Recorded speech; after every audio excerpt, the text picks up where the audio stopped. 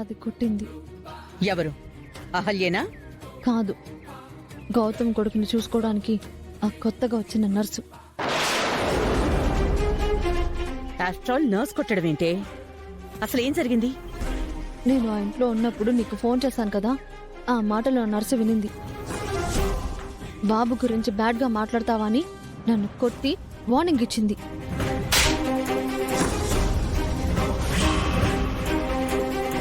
నన్నే కొడతావా? కొట్టడం కాదు, నేను చంపి పడేయాలి. దానికెంత ధైర్యం?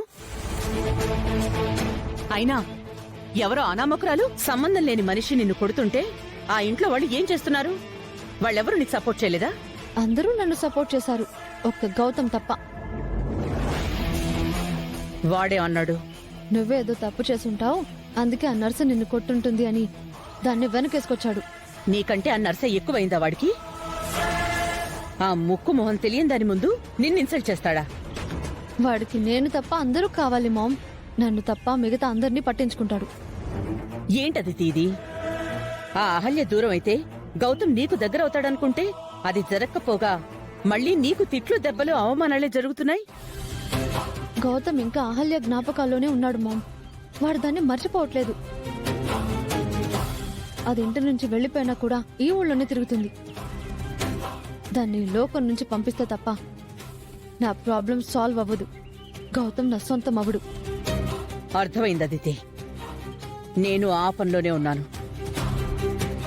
మన మనుషులు ఆ అహల్య కోసం సిటీ మొత్తం గాలిస్తున్నారు.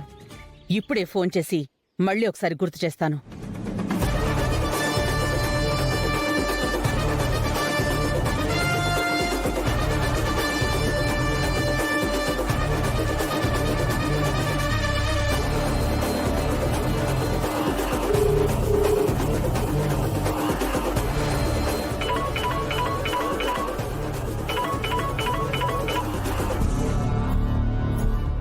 చెప్పండి మేడం.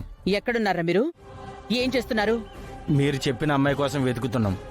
సిటీ అంతా తిరుగుతున్నాం. ఏం వెతుకుతున్నారా మీరు?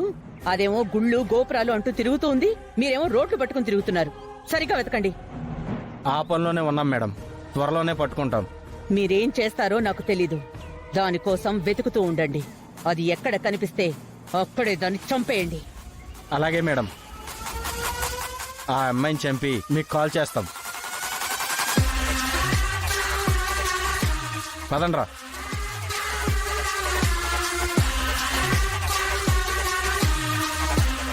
You don't worry Aditi.